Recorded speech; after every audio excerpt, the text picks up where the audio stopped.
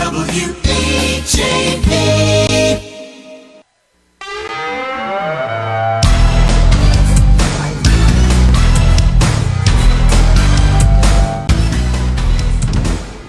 And we're back on Spotlight on Candidates, and we are going to be speaking in this third and final segment with Rich Rosa, school committee candidate for re-election. Correct? Yes. Yes. How long have you been on the school committee now, Rich? 4 years. Your first term. Just finished my first term. And what number are you on the ballot? I believe I'm 2. Number 2. Number 2. Okay. 2 of 4. Yes. Yeah. And 3 get elected, so those are good odds. Those are good odds. Better than the council odds.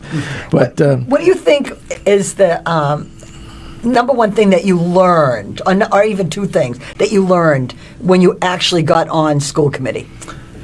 Well, I mean, I learned a lot. I mean, one of the things I said when I was running 4 years ago was that I was gonna listen, I was gonna learn, and I was going to act on that, not let, politics get in the way of doing what's best for students, teachers, and taxpayers. And so that's what I did. And I could give you lots of examples of just having conversations with people, learning something, and then, taking action based on that conversation. What was your toughest vote, do you think?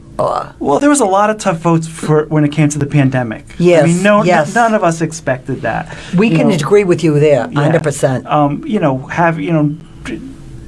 Opening school, closing school, doing hybrid, getting reasonable people could disagree as to whether or not we closed too soon or too late, or open too soon or open too late.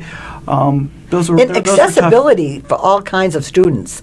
Very difficult. It was, and I'm glad you brought that up, because I think what sometimes people forget is that we basically created another school system inside the school system. We had a remote learning academy that the parents of 3,000 students took advantage of. Those students were remote all year. They didn't participate in any of the hybrid learning models. Their parents wanted them out of school, strictly remote, and we had to create basically a whole another way of teaching, strictly remote for those students. You had some good leadership, though. We are very fortunate to have a very smart and very hardworking superintendent.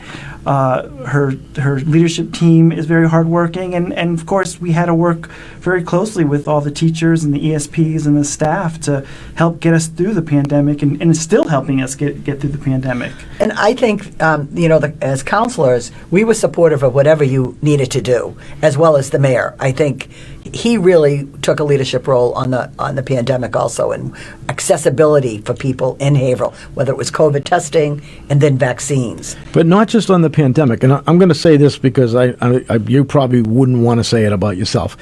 The one thing I've picked up about you, Rich, is that you do your homework and you get information, and you don't usually come down on anything unless you know what you're talking about. And it's not just your gut talking, but you've done the necessary due diligence to know about that issue, and I respect you for that. Well, thank you for saying that. I mean, that is something that I try to do.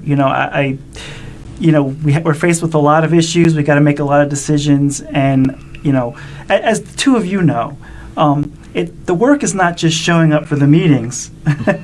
For Tuesday night for you, and Thursday night for me. There's lots of work. No, it's not. There's lots of work in between. There's subcommittee meetings. I've been on I'm happy to say that even when I haven't been on the finance subcommittee, I have not missed a finance subcommittee meeting in almost 4 years of being on the school committee. I've been on the policy subcommittee. I'm on the transportation subcommittee. I'm on the finance subcommittee now. I've been the chairman of the athletic subcommittee since I've been on the school committee. So, and I don't give a lot of work that goes on in those meetings. I don't give you that compliment with any disrespect to any of the other school committee people or anybody who's going to be running, I'm sure. But you really seem to seize onto that early on in your first year, and I just picked up on it, and I was impressed that you were doing that right away. So, well, there is a separation of the politics and the work. Absolutely. And this is the politics.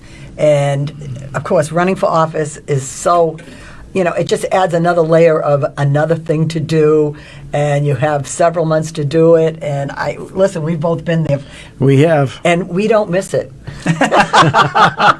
Well, I'll tell you something. And neither does my family. So let me tell you something about that. So, and I don't know if Bill knows this, but people, of course, when you run for office and you get elected, people ask you, well, when they're running for the first time, they ask you, well, what should I do?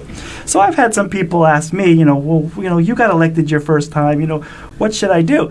And I tell them that, I got a lot of good advice from a lot of people, but the best advice I got was from Bill. Really? And I'll tell you what that advice was. We had coffee, and I said to Bill, Bill, you've been doing this for 20 plus years.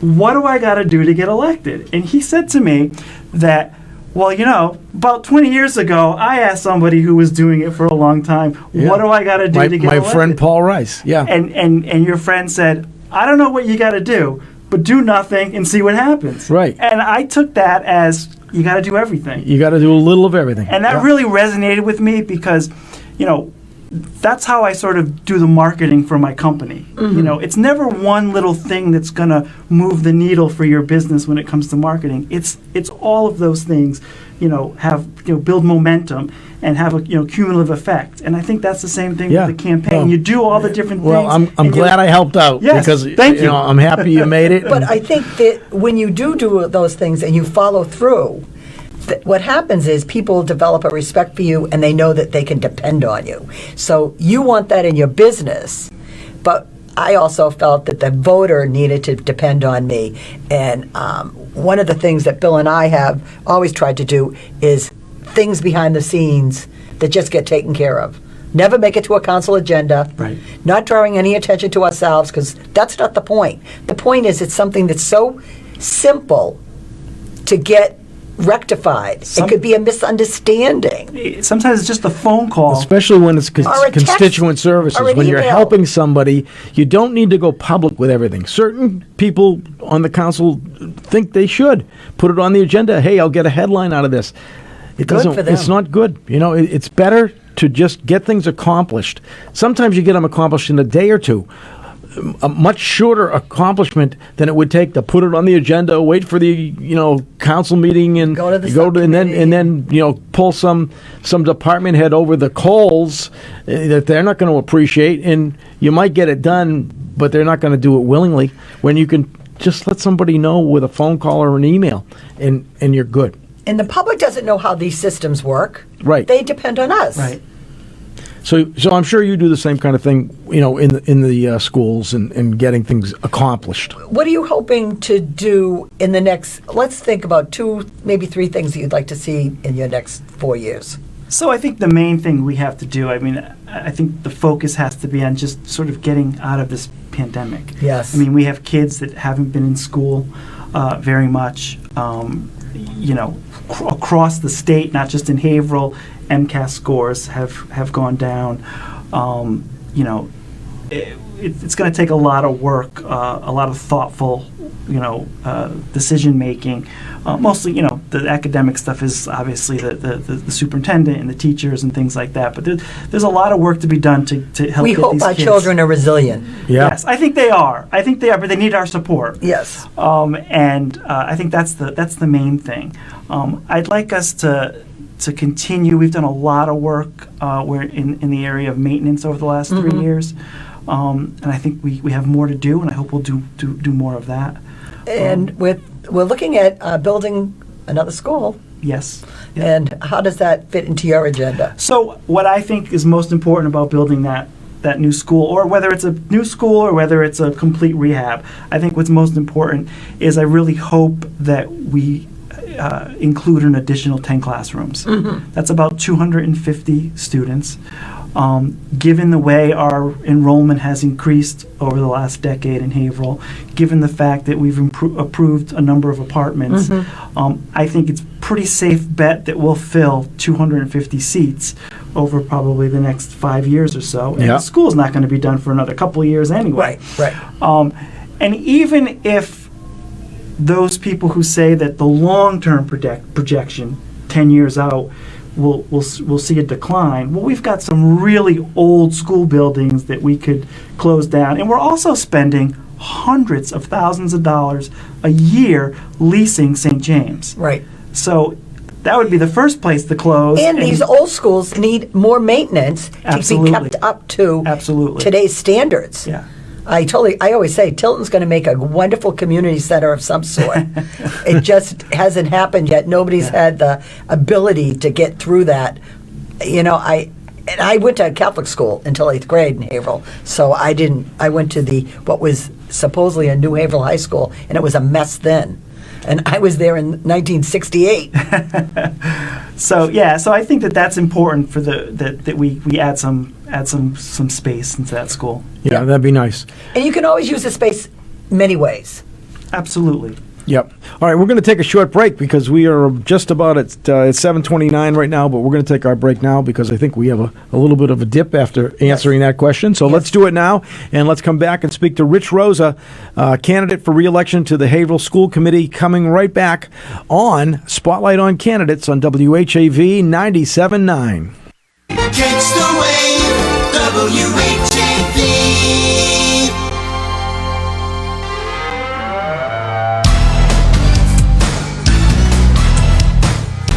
And we're back on Spotlight on Candidates. Bill Macek, Mary Ellen Daly O'Brien, and our guest is Rich Rosa, a candidate for re-election to the school committee. He's been there 4 years because they get a 4-year term. Unlike the city council, we every other year. We got 2 at a time. I don't know who did that. You're campaigning every other year. That's the way it's always been. It was probably done in like 1908 or 1918 or something. Anyway, but they also split too. They have candidates every 2 years on the ballot because it's 3 and 3. They split, so it's interesting, and I think there's changes coming for the city council. So to get back to let's get back to Rich. Yes. I think one thing we learned is maybe we don't have to have snow days like we used to with remote learning. What do you think about that? Yeah, I know that a couple of years ago they experimented with something called blizzard backpacks or something like that, and that didn't go well, so the state doesn't allow that anymore. I'm not sure whether or not we'll have snow days or not. I think that, in theory we have the technology now to do it, and the teachers are certainly experienced at doing it. But you don't always know if those snowstorms coming. You don't always know that there's going to be a snow day, and so if you're not prepared and the kids didn't take home the Chromebook, or the teacher wasn't expecting, the forecast is 2 inches and we end up with 8. So I think that there may be times when we do that, but I don't know that that's going to be the norm. It is challenging because Haverhill does have a lot of hills. Yes. So that has always been, a real bugaboo to schools. I can remember, I think it was in 7th or 8th grade, we lost 3 weeks of school because it was one blizzard after another. Yeah, it was crazy. I remember that. Yeah. It was right before the Christmas break. So we ended up with it was before the February break. Oh, I'm thinking about one that I remember where it was before the Christmas break. Then we had like 2 weeks off for Christmas, and we went back and we had another week of snow. Crazy. It was just wow. It was loony. Like a college break. Anyway, but we didn't go Rich, anywhere. tell us more about you. Let the people know why they should consider voting for you on November 2nd. What number? You're number 2, right? You said you're number 2. Number 2 on the ballot. And also, just give us a little thumbnail sketch about why they should vote for you at number 2. Sure. So, like I said earlier, when I ran 4 years ago, I said that, if given the opportunity to serve, I'd listen, I'd learn. I wouldn't let politics get in the way, for doing what's right. And I think I've done that. I've had a lot of conversations with a lot of people. Those conversations have led to, some positive things. Let me give you some examples. When I first got elected, even before I was sworn in, I started touring the schools. And what I found out was that we had a couple of schools where kids had one-to-one Chromebooks. But in some schools, we had as little as 1 Chromebook for every 3 students. And then I found out that we had a math curriculum that was all online. So there was no books, but we didn't have enough Chromebooks for the kids to get online to do it. So what were the teachers doing? They were printing out papers from, online. And so I started advocating for the Chromebooks right away when I got on the school committee. And I believe it was the summer of 2019, we found out from the state that we were getting an additional amount of money. And I was on the finance subcommittee, and myself and Paul Magliacchetti and Gil Sullivan, and we asked the superintendent, is there a way we could get Chromebooks in kids' hands? And the other thing too I found out was that they were starting to take the MCAS online. So they couldn't practice if you didn't have a Chromebook at school. So we were able to use that extra money we got from the state that year to get one-to-one Chromebooks for middle school and high school.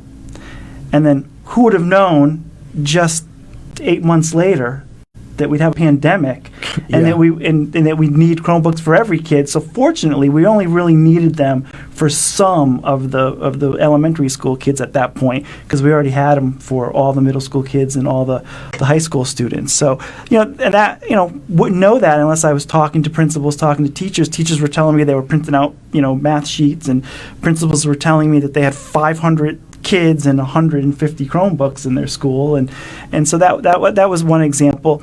Another example that I'm really happy about is finding out about what's called the accelerated repair program from the state. So we all know about the Mass School Building Association that builds new schools like they did the Hunking. Sure. But they also have a program for repairing schools, repairing roofs, boilers, and windows. The predecessor to that program was called the Green Repair Program. Our city actually took advantage of it about a decade ago. But at the time, the city didn't have that much money. So while the state was willing to give us about $2 million, we didn't take it all because we couldn't cover our share. Yes. So we only utilized about half of it. But then no one ever applied for the Accelerated Repair Program for all those years, going back to like 2009 or something. So I started advocating for that. And we're going to have a new roof on the school gym. A roof that was leaking, a leaky roof that resulted in us canceling sporting events. And the best part about it is that portion of the roof alone is going to cost about somewhere in the neighborhood of $1.4 million, and the state's going to pay 70% of it. Fantastic. So the taxpayers are going to save almost $1 million. And I think those are really good reasons why you should be reelected right off the bat. I'm saying Thank this you. is a man who gets it done. And he thinks ahead. Yes. Yeah. I know Haverhill High's been in the news a lot. Yes. And that's really stressful. I think part of it, because of the social media part is very difficult. I don't think we get the best objective coverage sometimes by our press, and that can make it more difficult for families too. But it seems to me like the city is really doing the right thing, the school administration. What do you think? Well, you're right. I mean, it's disappointing, right? When I got on the school committee 4 years ago, unfortunately, some of that behavior was the norm. And when we got a new principal a few years back, he really sort of got things, straightened out in a lot of ways.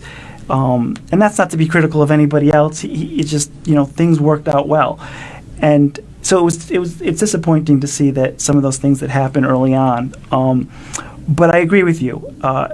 Everyone's taking the right steps. It's not like you could do anything to prevent those things. Those things are going to happen because they happen. Social media rules the day. And it's social media. It's, look, these kids haven't been in school. We've basically, we have 200 more freshmen than we typically have. So, we have about 600 freshmen right now. And, in some ways... Well, that's a baby boomer number. Yeah.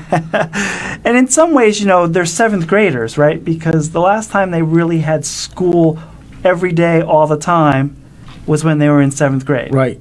And now they're freshmen. And now they're freshmen in high Yes. school. And so I think there's a lot of things happening. I'm glad the officer that they're putting up there is also bilingual. Yes. Absolutely important. Yep. And seems to have a reputation of working with kids. I think this is going to be a win-win all the way. I think so. And the new principal is working hard, and the superintendent's been there just about every day supporting him and having other people in her leadership team there supporting him. And so all the pieces are in place to make sure we get back on track. And I've gone up there, obviously, myself, walked around by myself so that I could talk to some teachers and have some, frank conversations. And the consensus, I think, is there's 1,900 plus students there now. And there's about 40 or 50 kids that are causing trouble. Yeah. And so, hopefully we'll get them in line. They'll understand that this is not how you act in high school. I was there when we had anti-war protests outside, and the football players were beating up the hippies. Yep. And, Hey, we got 4 minutes left. It was. So you have any more important questions? Did you get too vaccinated? No, I didn't. Are you vaccinated? I am vaccinated. Awesome. And little fun fact, my wife's a pharmacist, you may know that, and she gave me my vaccinations. Awesome. Nice. Very good. I bet she gives a good shot. She did, yes. Didn't hurt me at all. Well, when we decided to have the show and we were putting it out that we were going to be doing this, and we hadn't even contacted the candidates yet, we were just talking about it, and I got two, a text and an email asking, they were both women, if it was important to them to know that their leadership was really leading. And of course, we know the mayor has been right out there, and again, I think the school department's done everything they can. And I can understand why people are curious or really feel that that's an important issue. Let's let Rich have we got about 3 minutes left, 2.5 minutes. Why don't you give us another rounded summary of why people should vote for you November 2nd, number 2, on the school committee ballot for re-election. Okay, well, let's talk about some of the other things that have happened over the last 3 years. One of the things that I think is really important is that we have free full-day kindergarten now.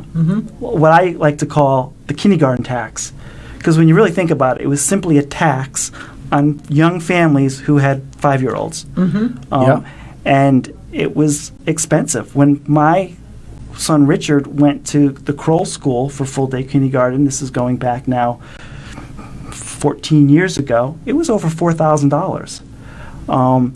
And we were one of the last school districts, urban school districts in the state that was still charging for kindergarten. But here's the best part.